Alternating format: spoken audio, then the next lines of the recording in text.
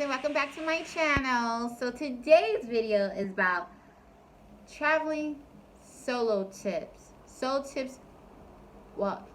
safety tips while traveling as an American or Black American. It's up to you. Maybe this can fall with Americans or Black Americans. But this is my experience within my life, within my journey of being 26, soon to be 27 in about 2 months. This is my life journey. This is the experience, and this is what I've learned while traveling. And with knowledge, I will provide this information to you guys. I'm such a goofy. I don't even know what I'm saying. Anyway, okay. I wrote in my journal. I've been writing a lot, you guys. It's been like helping me out with certain things since I've been in Turkey. Okay. Tip number 1. Important tip as an American. Notify the U.S. Embassy. I know you guys don't want to, but no, it's good to notify the U.S. Embassy. I will tell you later on within my list, but it's very good to notify the U.S. Embassy of the amount of days that you're staying in that country. Just for safety tips, just in case anything happens to you and you went missing or you're hurt, notify the U.S. Embassy immediately if anything happens in regards to you. But always notify the U.S. Embassy of how many days you're going to stay in that country so they can put an alert on you just in case. Number 2, research the laws in that country. Yes, research the laws. The reason why is because some countries, like Turkey is predominantly Muslim. There's certain outfits you can and cannot wear. There's certain things you can and cannot do in Turkey, like show a lot of PDA. No. Since I've been in Turkey, I mean, it's not a law, but one guy, I had the right of way to walk. And people in Turkey don't know how to drive. That's why they get into a lot of car accidents. So I had the right of way to walk. He did a curve extremely fast, and he almost hit me. He said something in Turkish. I like stuck up my middle finger and I did this, like basically fuck off and fuck you. And I had to like remind myself I'm in a predominantly Muslim country that's patriarchy, that's not lenient towards women, because it's really not, especially in a conservative area like Mersin. So just research the laws to make sure that you know everything in regards to that country, because you being American and you think that you can do anything in that country because you're an American, it could bite you in your ass. Okay.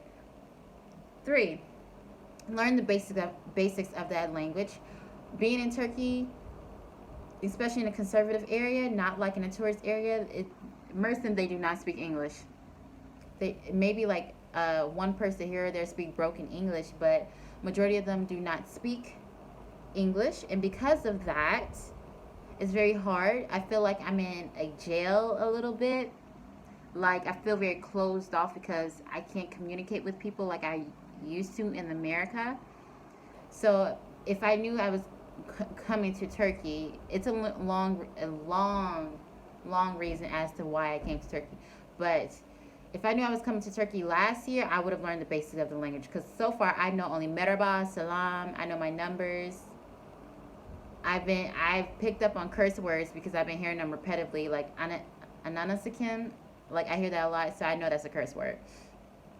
Number 4, never tell a stranger the amount of money you brought with you to that country, because since I tell people that I'm I tell some people that I'm American, but when I was telling people I was American in this country, they would try to like use me.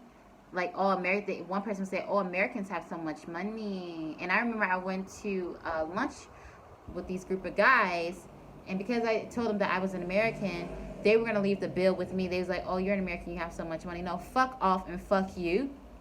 I work hard for my money. I'm not paying for your meal.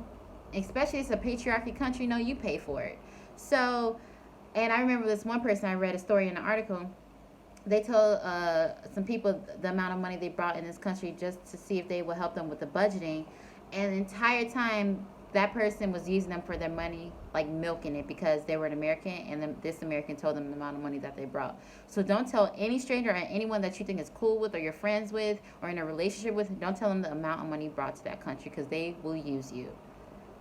Okay. 5, Be very cautious about dating a foreigner. Now, the reason why I say this is because, did I get lipstick on my teeth? I thought I had lipstick on my teeth. I was like, oh, we about to redo this video. Oh, because a lot of foreigners, especially in countries that don't have a lot of money, that has a low poverty, they will use you. You would think, oh, this is a good date. Oh, this guy or this girl is really nice to me. I think I'm falling in love with her. Whoop-de-woo. And low-key, they're just using you for a visa. That's the whole purpose. They're just using you for a visa, especially if you tell them if you're an American. That's the next tip, which is number 6. Don't tell a lot of people in a lot of countries that you're an American. Choose another country. Like I always choose Ghana or Namibia. But let's get back to number 5. Number 5 is be cautious about dating a foreigner, because a lot of foreigners are just using Americans, and you guys may like get pissed off. But I have another video as to why I'm bringing this up. Be cautious about dating a foreigner, because at the end of the day, they probably just using you for a visa, or they just probably using you for money. Because they all think Americans are rich and wealthy because of what they see in the media, which is bullshit. So be very cautious about dating a foreigner, because foreigners are just possibly just using you for a visa or cash because you're an American. And number 6 tip is be very cautious about telling people that you're an American, because some people don't like Americans and some people want to use Americans for a visa and money. So I usually just tell people, like I said previously, that I'm from Ghana or Namibia, something like that. Just those 2 countries. Not from America or from the UK, because they think people in the UK has money too. Number 7, ask Airbnb hosts, do they accept black people? Now you guys be like, oh, you're tripping. No, I'm not tripping, sweetheart. I'm not tripping, sweeties.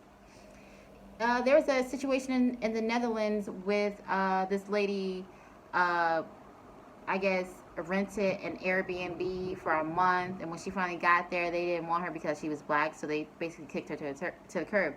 So every time I look for an Airbnb, I look at the reviews, I look at the score, the rating, I look at the pictures, and then I also ask the Airbnb host, do you accept black people? One guy, he laughed and said, what kind of question is that? You don't know what kind of question is that, because you're not black at the end of the day. So always ask the Airbnb host, do you accept black people? I'm very blunt when it comes to this, because 1, I'm an American, 2, I'm black, and people try to take advantage of me because I'm black and I'm an American.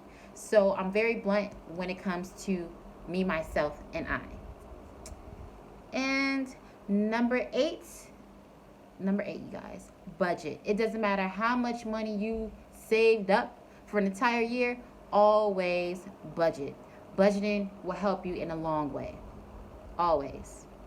When I saved up a couple thousands of dollars. I'm not going to tell you guys how much. But since I've been traveling solo for the past 5 to 6 months, I divide the amount of money I would spend for each month. I don't go crazy with it. I don't. So those are my solo safety tips while traveling as an American, aka Black American. Hopefully these tips come in handy with you guys. All right. Please like, comment, share, subscribe this. Thanks, you guys. Bye.